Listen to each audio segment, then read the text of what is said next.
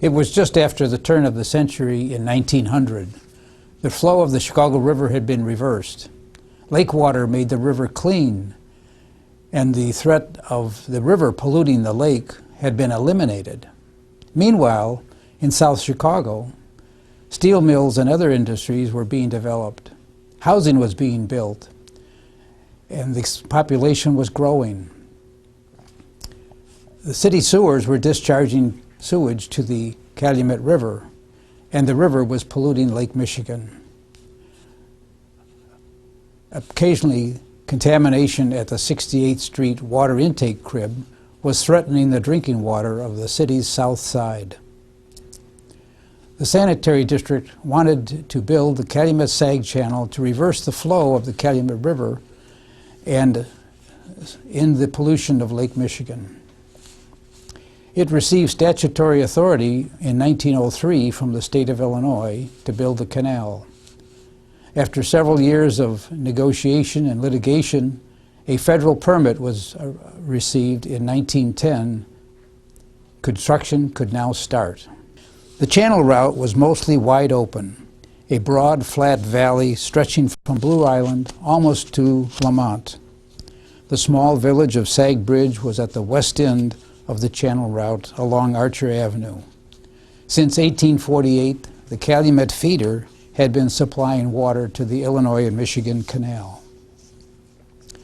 The Calumet feeder, outlet for the west branch of Stony Creek, cut through Saganashkee Marsh, with glacial bluffs to the north and to the south. The wide, flat valley floor, nestled between glacial moraines, appeared to be an ideal place to build a canal. At the east end of the channel route, the land was also flat, where the east branch of Stony Creek flowed into the Little Calumet River. The Morgan Park sewer was discharging sewage to the river, one of many sewers from this point along the 12 miles of rivers leading to Calumet Harbor and Lake Michigan. Many broad, flat marshes were along the middle of the channel route. Draining and managing stormwater during construction was a major challenge for contractors. Few roads crossed the marshes, but roads would be necessary as the population grew. Many railroad and road bridges were built by the sanitary district. While Stony Creek flowed north around Lanes Island and the village of Worth, the channel route followed a straight path through the valley bottom. The Wabash Railroad, here since the 1880s, needed a new bridge over the new channel. The railroad track crossed the marshes and was occasionally flooded. Worth, primarily a farming community, was the only town along the channel route between Blue Island and Sag Bridge. Channel building caused the village to grow.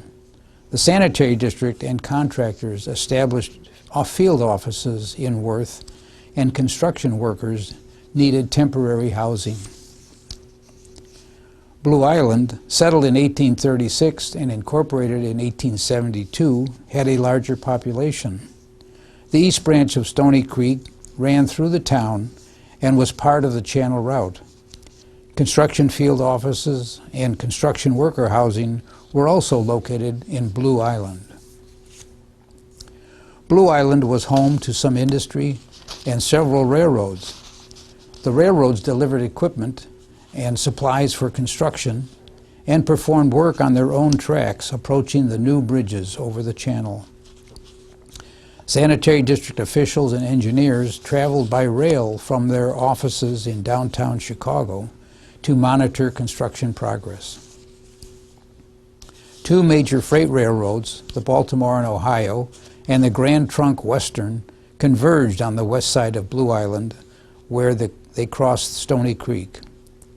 Building the channel and bridges required rerouting of railroad tracks and raising the track grade to cross the bridges. The Chicago, Rock Island, and Pacific Railroad also crossed Stony Creek in Blue Island. The track was elevated to cross over the Western Avenue Bridge, which also crossed Stony Creek. The creek often flooded and was backed up by flooding on the Little Calumet River. To improve rail service, the Wabash Railroad decided to straighten the alignment of and raise the grade of its tracks southwest of Worth, at the same time as the construction of a new bridge across the channel. The sanitary district paid for the new bridge, and the railroad paid for the new track.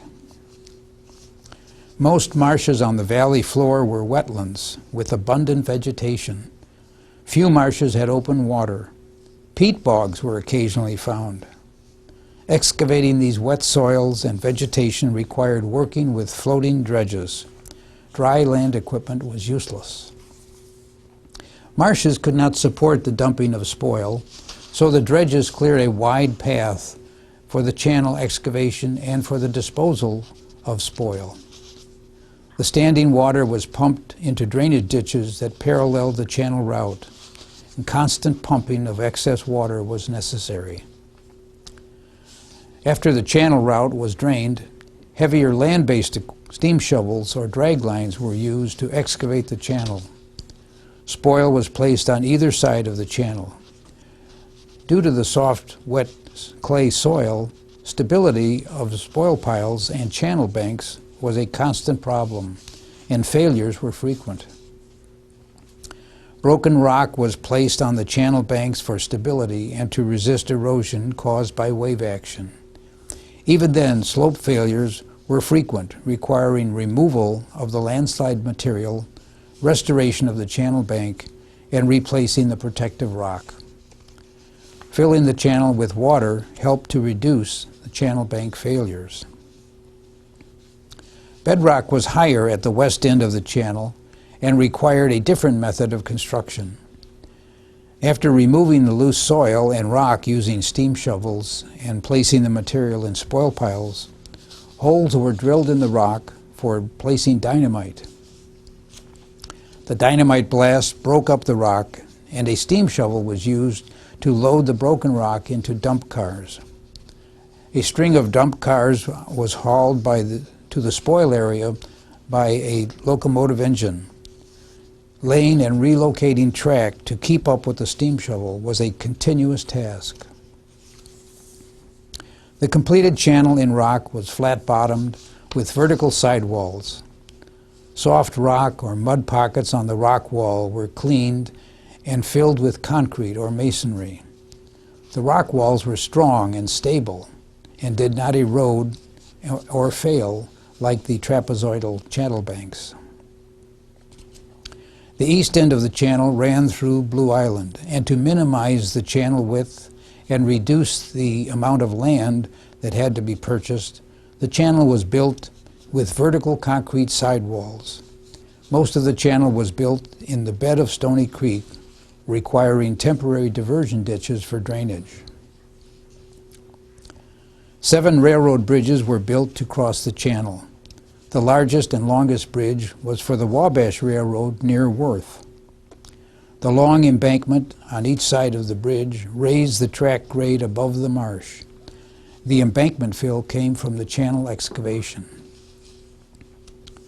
2 elaborate reinforced concrete abutments on piers anchored the ends of the embankments and the ends of the 3-span bridge. Each span was made of steel plate girders with internal braces to form a box section to support the 2-track crossing.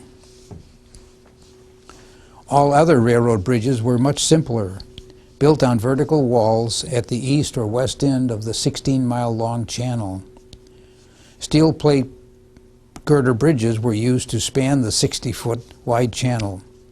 Each bridge was made of 2 or more girders, supporting tracks on floor beams between the girders. At the west end of the channel, the 4 tracks of 2 railroads, the Chicago and Alton and the Chicago and Des Plaines Valley Electric Interurban, crossed the channel at Lambert Station near Sag Bridge, and also near the Illinois and Michigan Canal. A 2-level railroad and road crossing in Blue Island was complex. From the south, Western Avenue curved slightly to pass under the Rock Island Railroad, then curved back to cross the channel. On the upper level, and in a straight line, the railroad crossed Western Avenue and then the channel. All three bridges were used steel plate girders. Western Avenue also had trolley tracks for streetcars. Like Western Avenue, all road bridges crossing the channel with vertical sidewalls used steel plate girders. Roads crossing the trapezoidal-shaped channel required abutments and piers. The Worth Road Bridge is a typical example. Each road bridge over the trapezoidal channel was a continuous truss with two supporting piers and two abutments. The piers were set at the water's edge near the bottom of the channel bank, and the abutments were set at the top of the channel bank. The piers were founded on bedrock. Except for the bridges at Blue Island, road bridges had no sidewalks. The sanitary district was responsible for maintenance of the road bridges. Painting was performed every 10 years, and the wooden road deck was replaced every 5 years. The Blue Island Lock, located at the east end of the channel, controlled the flow and allowed boats to pass into the Little Calumet River. Located in the north wall downstream of the lock gates was the outfall for the Calumet Sewage Treatment Plant, located 2.5 miles east. Conveying and discharging treated effluent at this point precluded its discharge to Lake Michigan. The narrow channel was not adequate for efficient barge traffic, and channel widening began in 1955 by the U.S. Army Corps of Engineers. Many bridges had to be rebuilt, requiring longer spans and higher clearance above the water. The 1939 Harlem Avenue Bridge was rebuilt in 1964, 5 years after Palos Heights was incorporated. The more recent Southwest Highway Bridge had been built to meet the new requirements for a wider channel crossing. The older Wabash Railroad Bridge was rebuilt with a longer through-truss bridge. Bridge construction was performed after channel widening. Widening was not performed in proximity to the old bridge, leaving a plug in the channel. Upon completion of the new bridge, the plug was removed.